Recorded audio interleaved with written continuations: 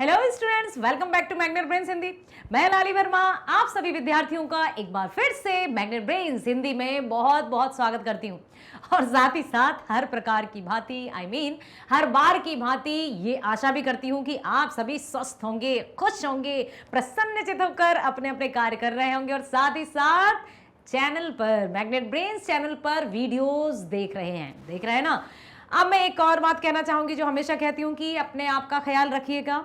अपने मन, मस्तिष्क, बॉडी सबको रखना है आपको फिट, तभी तो होंगे हम हिट। क्योंकि स्वस्थ शरीर में ही स्वस्थ मस्तिष्क का वास होता है। और जितने अच्छे से हम स्वास्थ्य अपने ध्यान रखेंगे, खाने पीने का, जागने सोने का, उठने बैठने का, पढ़ने का, सारे बातों का यदि हम बहुत ध्यान से ध्यान रखेंगे तो हम बहुत प्रसन्नचित्त होंगे। और कहते हैं ना, यथा दृष्टि तथा सृष्टि, जिस नजर से हम दुनिया को देखेंगे दुनिया हमें वैसी ही नजर आएगी। इसलिए आपको हमेशा खुश, प्रसन्नचित्त, एकदम हेल्दी रहना है ताकि आप किसी भी तरह से बोझिल से नजर ना आए। और जब बोझिल से होंगे ऐसा लगता है जैसे खुद ही खुद के लिए बोझ हो गए, है ना। तो यहाँ पर आपको एक्टिवनेस के साथ अपने सभी कार्य को करना है ताकि काम में मन भी लगे और काम कब चुटकियों में हो जाएगा पता ही नहीं चलेगा। जब इंटरेस्ट से हम काम करते हैं तो कब मिनट, घंटे और घंटों बीत जाते हैं पता नहीं चलता। इसलिए हमेशा अपने आप को ऊर्जावान रखिए। इसके लिए आपको नियमित, मैंने कहा ना अभी, अपने भोजन का ध्यान रखना होगा, डाइट का ध्यान रखना होगा, सोने का, जागने का, थोड़ा सा एक्सरसाइज का ध्यान रखना होगा। सिर्फ और सिर्फ अब इंडोर गेम के जगह थोड़ी थोड़ी कभी कभी बाहर जाकर खेल कूद आया करो, जिससे हम तरोताज़ा महसूस करते हैं। शुद्ध हवा ले लिया करो, सुबह उठकर थोड़ा सा घूम लिया करो। अब ये बातें हैं जो आपने हमेशा सुनी होंगी, लेकिन कहते हैं ना कि हम बहुत कुछ जानते हम बहुत कुछ हैं, लेकिन मानते इतना सा भी है। मतलब इतना सारा जानने के साथ हम इतना सा मानते हैं। यदि इतना सारा जानते हैं और इतना भी मानने लगे ना तो हम बहुत अच्छे से खुश रह सकते हैं। तो आपसे मैं यही कहूंगी, अपने आप का बहुत अच्छे से ख्याल रखिएगा। डियर स्टूडेंट्स, एक बार फिर से मैं आपको बता दूं कि मैग्नेट ब्रेन्स है भारत का नंबर 1 प्लेटफॉर्म जो कक्षा 7वीं से 12वीं तक की ऑनलाइन स्कूल एजुकेशन के साथ साथ सभी प्रकार की प्रतियोगी परीक्षाओं के वीडियोस भी बेस्ट फैकल्टीज के माध्यम से 100% फ्री प्रोवाइड करता है, कर रहा है, करता रहेगा। इसलिए अपने माइंड में, अपने दिल में, अपने दिमाग में किसी भी प्रकार का डाउट या डर नहीं पालना है। हाँ, हम हैं सदा के लिए। आपको किसी भी तरह से चिंता करने की आवश्यकता नहीं है। स्कूली एजुकेशन के साथ साथ आप कॉम्पिटिटिव एग्जाम्स की तैयारी भी मैग्नेट ब्रेन्स पर एब्सोल्युटली फ्री प्राप्त कर सकते हैं। चलिए चलते हैं इस वीडियो की तरफ। तो प्रीवियस वीडियो देख चुके हैं ना आप, देखा है ना? यस, गुणाकर मुलेजी द्वारा रचित पार्ट 5 हम पढ़ चुके हैं, अर्थात आप वीडियो देख चुके हैं जिसमें नागरी लिपि के बारे में बहुत सारी जानकारी हमने प्राप्त की कि आखिर जो देवनागरी लिपि है उसकी उत्पत्ति कब हुई। बताओ जल्दी, कब हुई थी? लगभग, कोई सन नहीं पूछ रही हूं मैं, ईयर नहीं पूछ रही हूं, लगभग 2 सदी पहले, मतलब लगभग 200 वर्ष पूर्व का इतिहास माना जाता है। और कई राजाओं द्वारा, कई जो सत्ताधारी थे उनके द्वारा इस लिपि का प्रयोग किया गया, उपयोग किया गया। जो भी सिक्के चले, चाहे वो अकबर के शासन में हो, चाहे अलाउद्दीन खिलजी, मोहम्मद गौरी और भी पृथ्वीराज चौहान, सभी के समय में जो सिक्के चलते थे उन पर देवनागरी लिपि में ही लिखा रहता था। अर्थात ये जो लिपि है सर्वसम्मति से सर्वसाधारण की थी। जैसे कि एक प्राकृतिक भाषा हुआ करती थी, प्राकृतिक नहीं, प्राकृत भाषा हुआ करती थी, जो बोलचाल की भाषा रहती थी, जनसामान्य की भाषा रहती थी। उसी तरह से देवनागरी लिपि भी अधिकतर सभी लोगों को समझ में आती थी। तभी तो हमारी हिंदी भाषा है राजभाषा, जो अधिकतर लोगों द्वारा सुनी और समझी जाती है। तो नागरी लिपि पार्ट 5 के ही बिहार बोर्ड सॉल्यूशंस के साथ मैं आपके साथ फिर उपस्थित हो गई हूँ, आपके समक्ष फिर उपस्थित हो गई हूँ। और इसी आशा के साथ कि आप बहुत ध्यान से हर एक प्रश्न को सुनेंगे ना, सुनकर समझेंगे। क्योंकि प्रश्नों को सिर्फ सुनकर साइड में नहीं रखते हैं या देखकर। अधिकतर क्या होता है, एक और बात बता दूं कि जब परीक्षाओं में प्रश्न पत्र सामने आता है तो हमें तो ये लग रहा था क्या पता क्या आएगा, क्या पता क्या आएगा। तो 2 बातें हो सकती हैं वहां। या तो हम एकदम सोचते हैं अरे वाह पेपर इज सो इजी, हमारा माइंड हो गया एकदम लेजी। तो हमें लगता है कि अब तो हम लिख देंगे, लेकिन जैसे जैसे परीक्षा का समय शुरू होता है और समापन की ओर जाता है, अब OMG, अब तो इतना सा बचा है, 30 मिनट, मेरे तो बहुत सारे क्वेश्चन बचे, अब मैं क्या करूं, ये सारी बातें हैं। तो ना तो क्वेश्चन पेपर को देखकर एकदम रिलैक्स्ड होना है, ना ही बहुत चिंतित होना है, एकदम बैलेंस मध्यम मार्ग अपनाना है कि ना तो बहुत उछल कूद मचाना है कि औंधे मुंह गिर जाए, ना ही एकदम रेंगते हुए चलना है कि कहीं पहुंच ही ना पाए। क्लियर?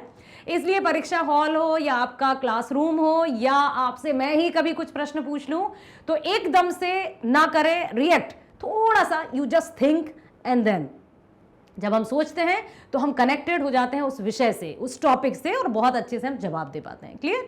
तो इसी ये जो बिहार बोर्ड सॉल्यूशंस हम करने वाले हैं, यहाँ पर आपको प्रश्न को ध्यान से सुनना है, समझना है। जब प्रश्न हमें ध्यान से समझ में आ जाता है पढ़कर, तो हम उत्तर भी बहुत अच्छे से कर लेते हैं। क्लियर हुआ?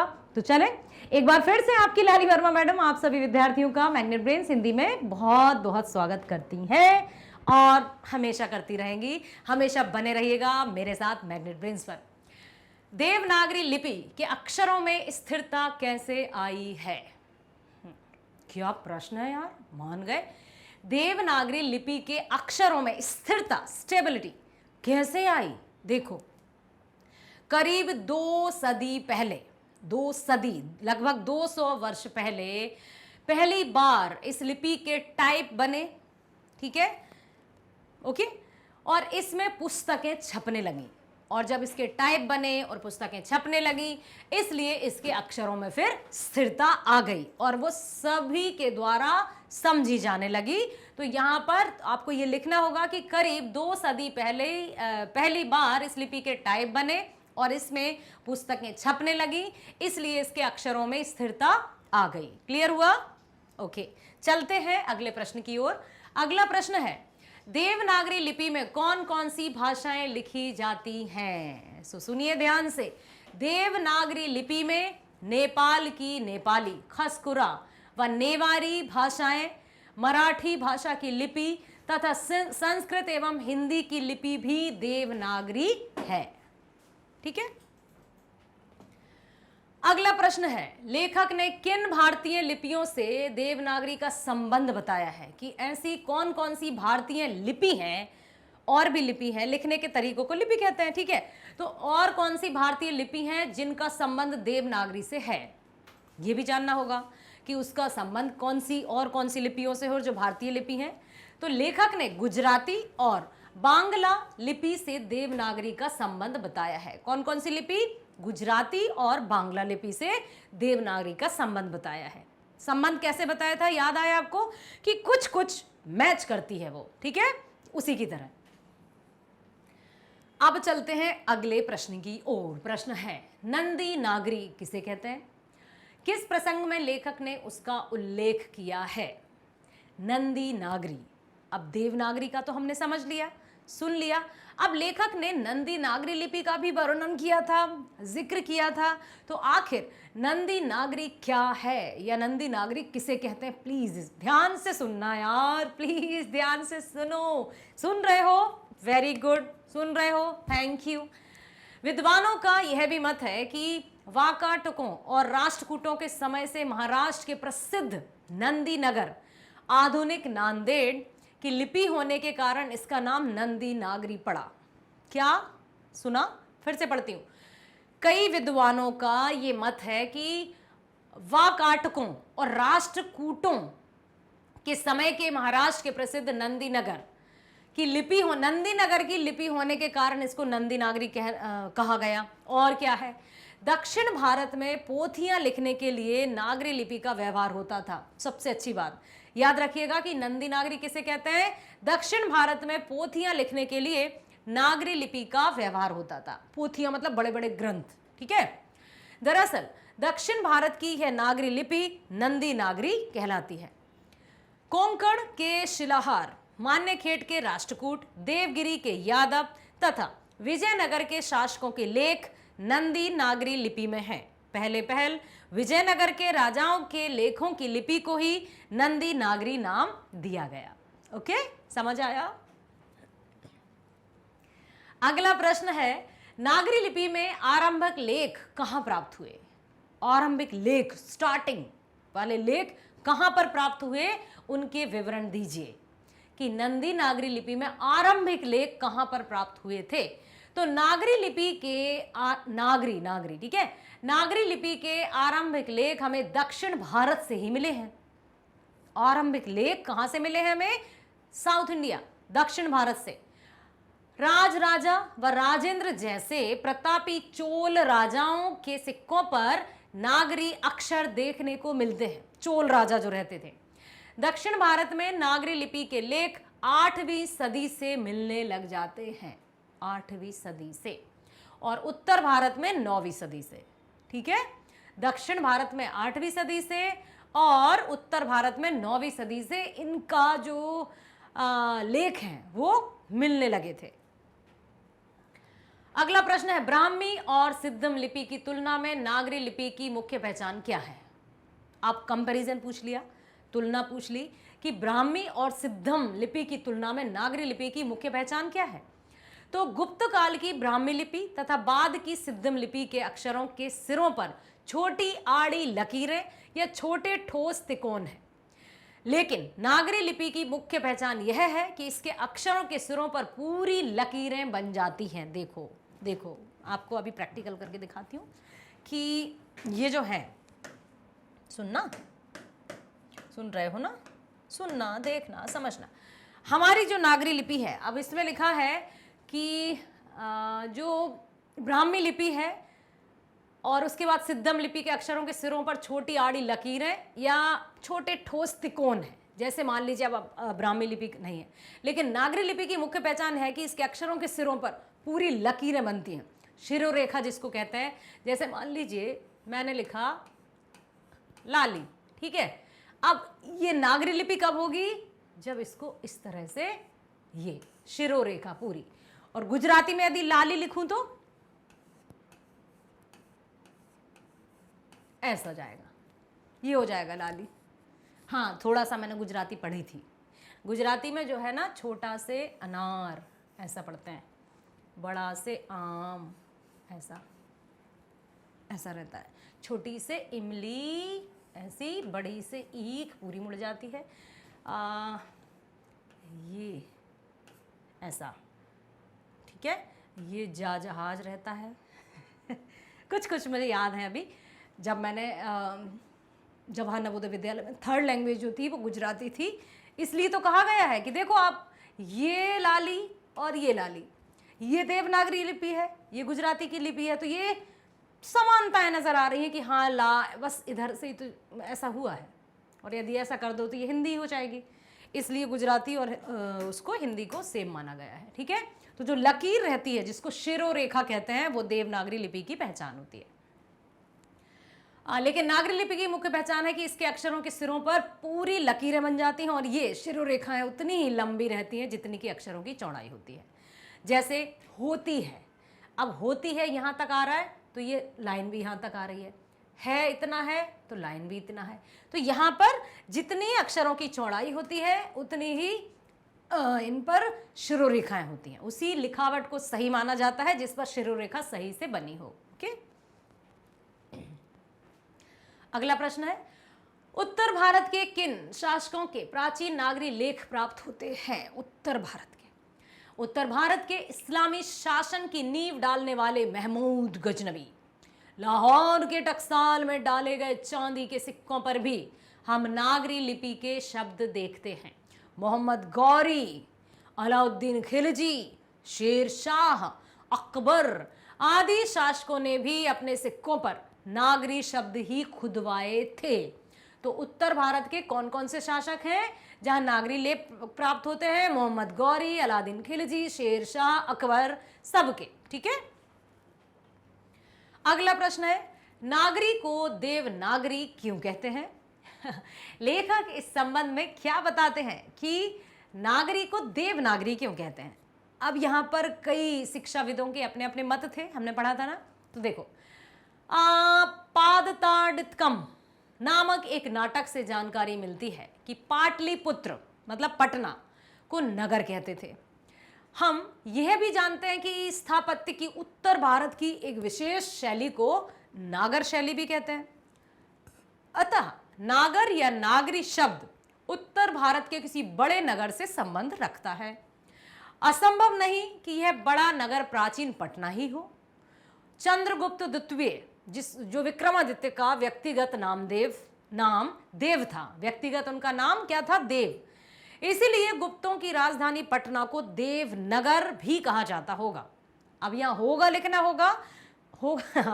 लिखना होगा क्योंकि यहां पर ठोस सबूत नहीं मिले हैं, प्रमाण नहीं मिले कि इसी कारण मतलब नागरी को देवनागरी कहते हैं। पॉसिबिलिटीज बताई हैं कि शायद ऐसा हुआ होगा, संभवताएं बताई हैं कि ऐसा हुआ होगा, ठीक है। तो व्यक्तिगत नाम देव था उनका, इसलिए गुप्तों की राजधानी पटना को देवनगर कहा जाता होगा।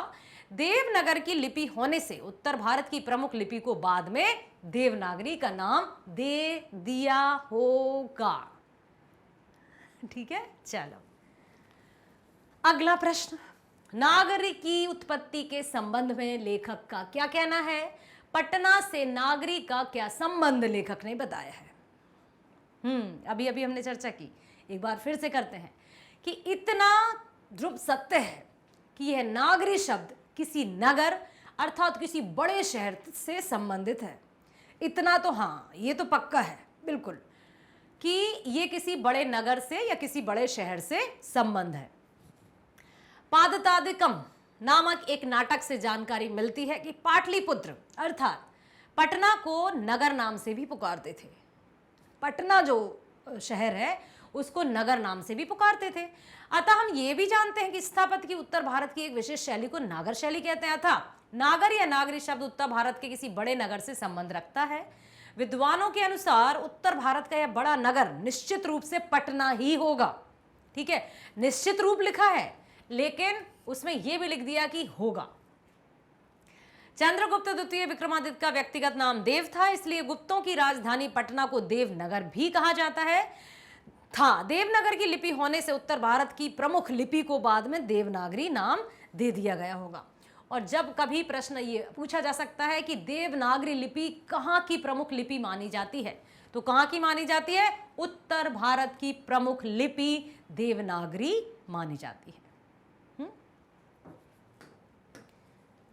अगला प्रश्न, नागरी लिपि कब तक सर्वदेशिक लिपि थी? सार्वदेशिक। ईसा की 8वीं से 11वीं सदियों में हम नागरी लिपि को पूरे देश में व्याप्त देखते थे। कब से? 8वीं से 11वीं सदी में हम नागरी लिपि को पूरे देश में व्याप्त देखते थे, मतलब सभी संपूर्ण, ठीक है। उस समय यह एक सार्वदेशिक लिपि थी, मतलब संपूर्ण देश में नागरी लिपि ही चलती थी। पूरब से पश्चिम, उत्तर से दक्षिण, हर तरफ नागरी लिपि का ही बोलबाला था, इसलिए इसको कहा है कि सार्वदेशिक लिपि। तो आपको याद रखना है कि कब से? ईसा की 8वीं से 11वीं सदियों में, ठीक है। जब भी आपसे पूछा जाए, बहुत महत्वपूर्ण प्रश्न इसलिए मैं बार बार कह रही हूं आपसे कि नागरी लिपि कब तक सार्वदेशिक लिपि थी, कब तक रही थी? 8वीं से 11वीं सदी तक, ओके। अगला प्रश्न, नागरी लिपि के साथ साथ किसका जन्म होता है? इस संबंध में लेखक क्या जानकारी देते हैं? नागरी लिपि के साथ साथ अनेक प्रादेशिक भाषाएं भी जन्म लेती हैं।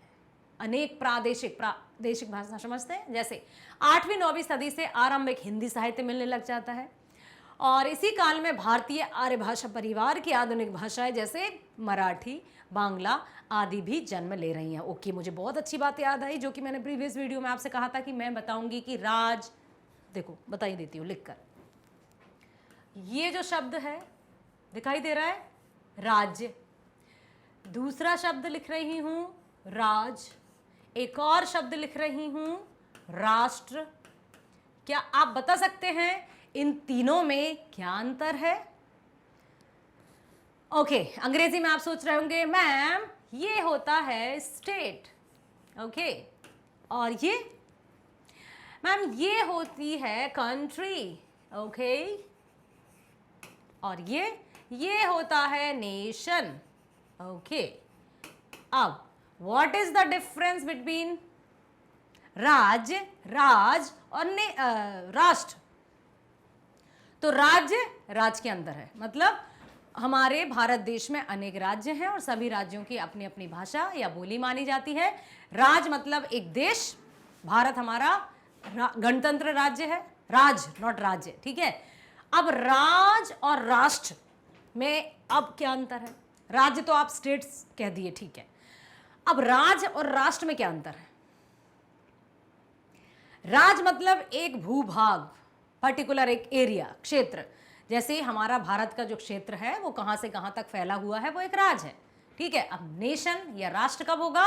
जब सभी भारतीयों द्वारा, या सभी भारतीय, चाहे वो पूरब में रहते हो, पश्चिम में रहते हो, उत्तर में रहते हो, दक्षिण में रहते हो, कहीं भी रहते हैं, हर एक भारतीय द्वारा आपस में भाईचारे की भावना के साथ मिलजुल कर रहना, तब वो एक कोई देश राष्ट्र बन जाता है। सिर्फ भूभाग का नाम या पेड़ों से घिरे हुए एक भूभाग का नाम ही राष्ट्र नहीं होता। राष्ट्र बनता है लोगों से मिलकर, और जहां पर लोगों की भावनाएं एक हो जाती हैं वो राष्ट्र कहलाता है। तो भारत हमारा देश है, प्रतिज्ञा आप करते होंगे ना, हम सब भारतवासी भाई बहन हैं। भारत हमारा देश है। राष्ट्र बनता या राष्ट्र कहना एक बहुत गर्व की बात है। हम कहते हैं कि हम राष्ट्रीय हैं या भारत में है हमारा, ठीक है। तो यहां पर राष्ट्र अर्थात जब सभी आपस में मिलजुल कर रहते हैं। अगले प्रश्न की ओर चलते हैं।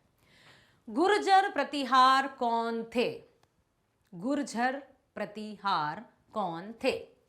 अनेक विद्वानों का मत है कि ये गुर्जर प्रतिहार बाहर से भारत आए थे।